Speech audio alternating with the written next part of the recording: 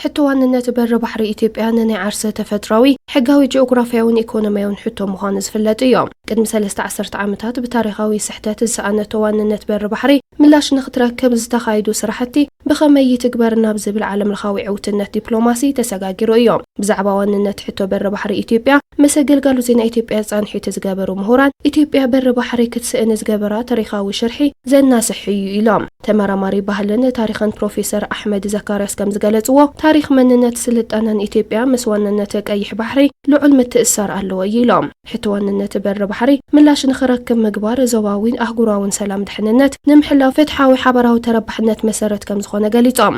ሓበራዊ ምርድዳእ ኢትዮጵያ ናብ ዝሓሸ ምዕራፍ ንምሽግጋር ልዑል ብጽሒት ኣለዎ እዩ ዝበሉ እቶም ምሁር ህንጸታት ተኣኻኻቢ ተረኽ ንብሄራዊ ተረባሕነት ልዑል ረብሓ ኣለዎ ኢሎም። ስለዝኾነ ሕቶ ዋንነት በር ባሕሪ ኢትዮጵያ ምላሽ ንኽረክብ ኩሉ ዜጋ ብልዑል ሓላፍነት ብምትሕባር ንብሄራዊ ተረባሕነት ሃገር ክሰርሕ ይግባእ ኢሎም። ሕቶ ዋንነት በር ባሕሪ ኢትዮጵያ ሓበራዊ ተረኸ ዜጋታት ዝሃንጽ እውን ኢሎም። የባህር በር ማጣታችን የትርክት መዛባት የውጭ ጫና አንድ ላይ ተደምሮ ዋንነት በር ባሕሪ ዝሰኣናሉ ተረኽ ምዝብርራቕን ጽዕንቶ ወፃን ብሓባር ኮይኑ ዝፈጠርንና ጽዕንቶ እዩ። ሕዚ ኩላትና እናሓዘና ኢና ዘለና። ኢትዮጵያ በር ናይ ምርካብ ዕድላ ሰፊሕ እዩ ዝተዓጽው ሕሳብ ኣይኮነን። ኩለን ሃገራት ኢጋድ ክንርኢ ተለና ብልዕሊ 6000 ኪሎ ሜትር እዩ ዘለወን። ኣብ ውሽጢ ኢትዮጵያ ብጽሒት እንድሕር ሃሊዋ ዝጉዳይ የለን። ኣብኡ ዘለዉ ህዝቢ እውን ዝጥቀም እዩ። ንግዲ ስለ ዘቀላጥፍ ኣብኡ ከባቢ ዝርከብ ህዝቢ ተረባሕ እዩ ዝኾን።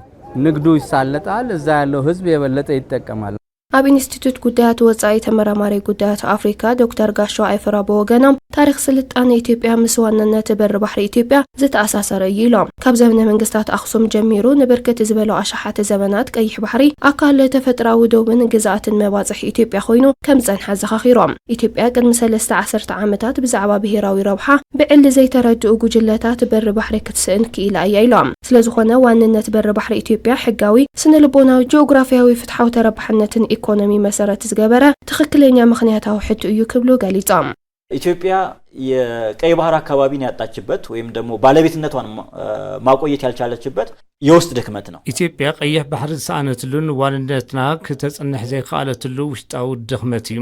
ከምዚኦም ዝኣመሰሉ ስትራቴጂካዊ ዝኾኑ ብሄራዊ ተረባሕነት ንምሕላው ዓቕሚ ኣይህልወካን ተገላጽነት እውን እዩ ዝውስኽ። ንቀይሕ ባሕሪ ቀረባ ዝኾነት ሃገር እያ። ብስሉን ቦናውን ንቀይሕ ባሕሪ ቀረባ ዝኾነት ህዝቢ እዩ።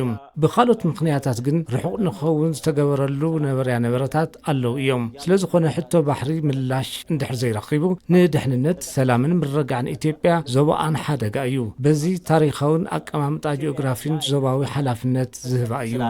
ቀጠናዊ ሓላፍነት ያይሰጣታል።